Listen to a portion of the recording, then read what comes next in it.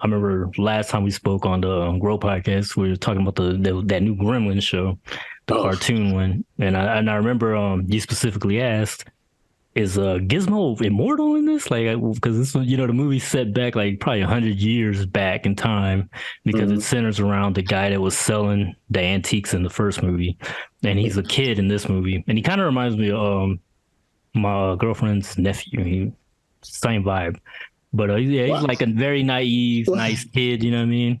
Yeah. And he gets caught up in so I ended up watching 4 episodes so far, and he basically just gets caught up.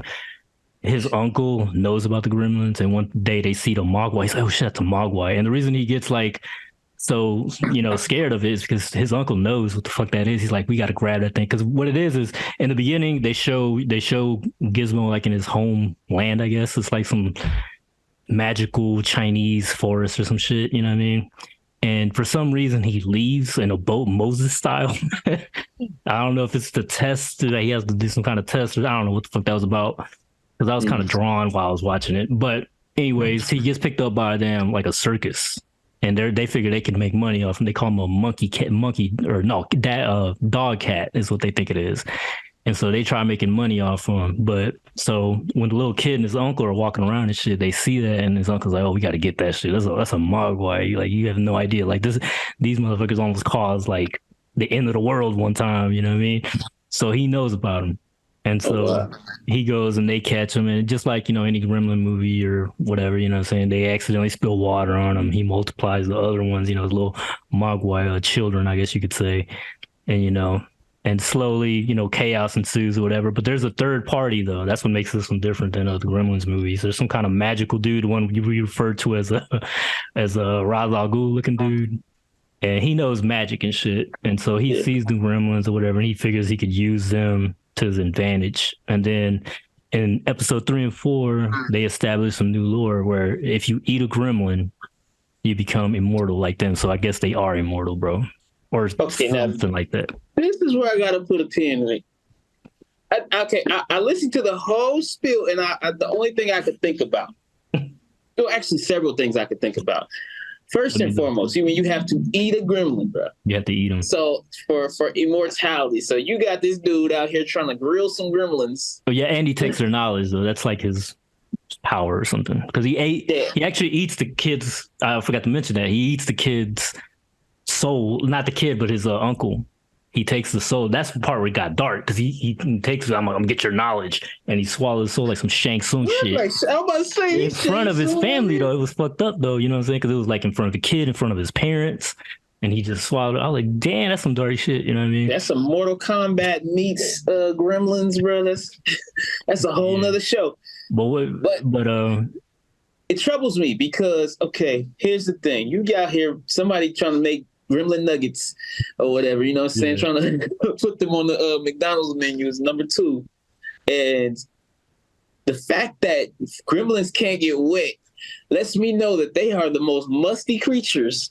They didn't say that they can't get musty, bro. So it's like they can't get wet, so they have never been washed. Or if they get wet, you gonna go let swallow one of them. Right. You earn every bit of mortality, especially when they got the hair and shit, right? When they're furry, bro. You know what I'm saying? Like, how do they clean their fur? You know what I'm saying? Fuck. Exactly, bro. I don't even know why people be grabbing them. Like, it's got to be some movie stuff because the fact is that if I ever seen a little furry midgeted person with big ears, I'm just gonna leave that mug alone. Like, I'm not gonna just like no. I don't care what type of magic you said it is. I'm literally gonna be afraid of that thing. Like, I know that's the one thing that gets me about the first movie though. Remember when the dude brings it to his house and he got this little Corey Feldman like reading a magazine or something, reading a comic book next in his room. I don't know why he's chilling with a fucking kid anyway. The dude's like 19 years old or some shit.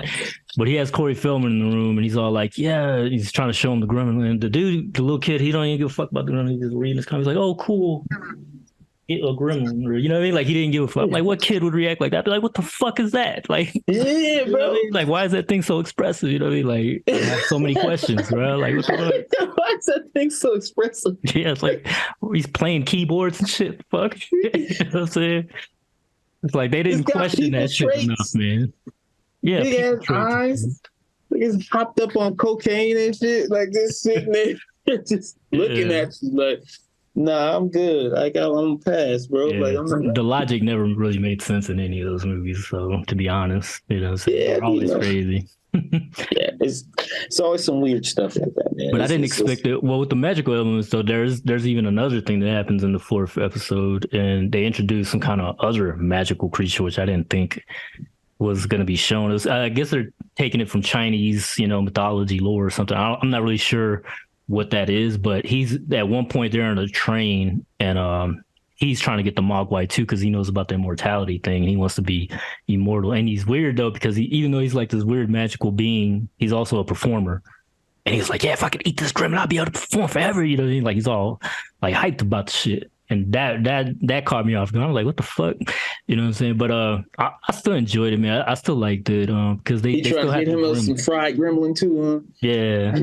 Matter of fact, the dude that ate the first gremlin, he actually threw him back up. He's like, just gremlin. He threw him up, and dude throws him up. The gremlin's still alive and shit, looking all crazy and shit. What the hell? Yeah, he looked like a puddle. What's this cartoon rated, bro? I don't know. It's crazy though, bro. I gotta watch it now. People is in here just chewing on gremlins and just like it's the thing to do. Like HBO Max, bro. Yeah, that's pretty. Or Max, D-Max as they call it now because they changed the name of it. That was weird, bro.